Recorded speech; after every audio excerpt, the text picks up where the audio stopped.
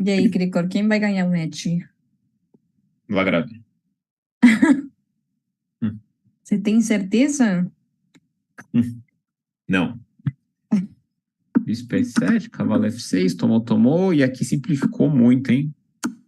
Eita, Mate. nossa, levou mate. Agora acabou. Agora não dá mais.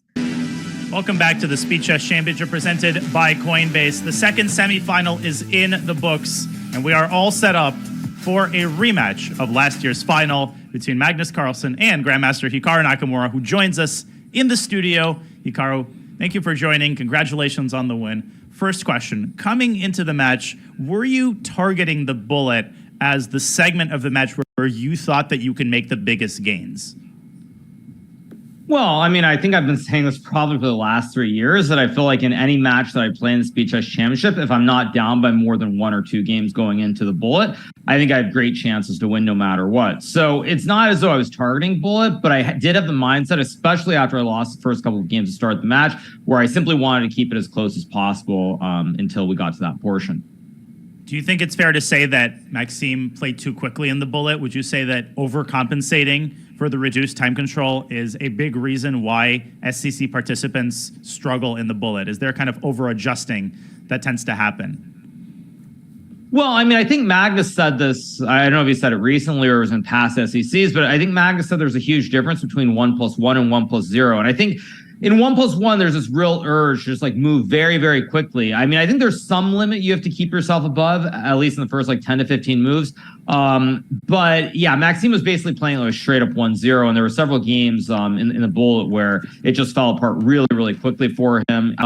There were certain games, like there's this game where I got this whole king side, which was closed, which went on forever. And it actually kind of reminded me a lot of a couple of the games I played against Magnus in the Bullet Chess Championship, where you're just maneuvering, and eating up a lot of clock. And so I think Maxime probably overcompensated, but once he started losing like 2-3 games, then it's very difficult because you're behind in the match. You feel like you have to win games quickly. You can't use all your time because you're losing time on the clock as well. The timer, I mean, for the match. So it's hard to judge, but I think certainly 1+1, it's not as fast as it seems. There were a couple of moments where I actually was able to stop and think for 5 to 10 seconds, but overall it's just very difficult switching back and forth between all the different time controls.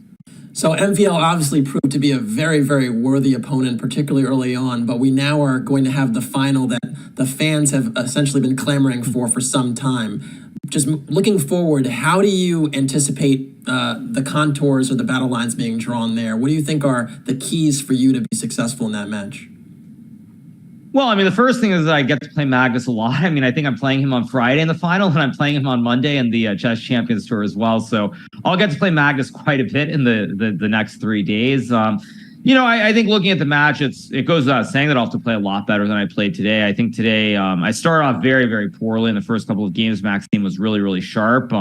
So I'll have to play a lot better. If I do, I think I have chances. Obviously, I won last year. But Magnus obviously has been on a big run. So I feel like if I play to the best of my ability, I'll have great chances, especially if I can keep it close going to bullet. But again, and it's anyone's guess what will happen.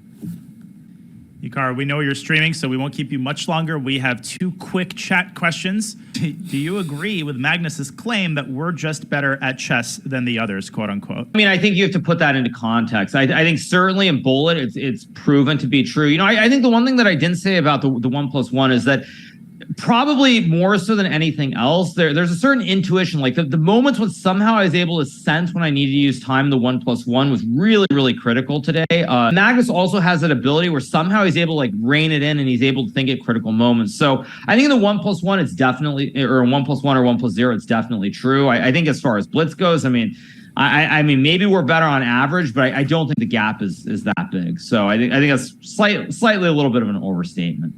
Yeah, here's another question from the chat for you, Hikaru. Krishna21234 is asking, did the cap make a difference in performance? No, I don't think the cap made a difference at all. I think actually the only thing that made a little bit of a difference is like when I started out very well in 3+1, I know that there's a break every 30 minutes, but at some point I really need to use the bathroom very badly. And so I think like I played the C4, I think in the final game of that 3+1 before the break, and maybe even the game before that, where it's just like I was trying to move really, really quickly to to get the games over with, so I could go to the bathroom or we could get to the break at least. So that's maybe the one thing that made a difference. The cap definitely didn't, but those of you guys who are watching the streams in the early days, like late 2018 into early 2019, you probably will remember that cap because I have worn it before. So it's a hat that I thought would maybe be a little bit lucky for me. Probably didn't prove to be lucky, but I don't think it made that much of a difference. Oh, and actually, no, let me add one other point. The other thing I was going to say is, of course, the reason I wore the cap, of course, is because Magnus wore that ridiculous looking, was it a Puma cap or something the other day? So I felt like I had to do the same thing. Deu Ai! Ai! Mate que você Vazio do F8. Que lance para acabar o match. Bateu palma? E aí, Cricor, quem vai ganhar o match? Lagrave.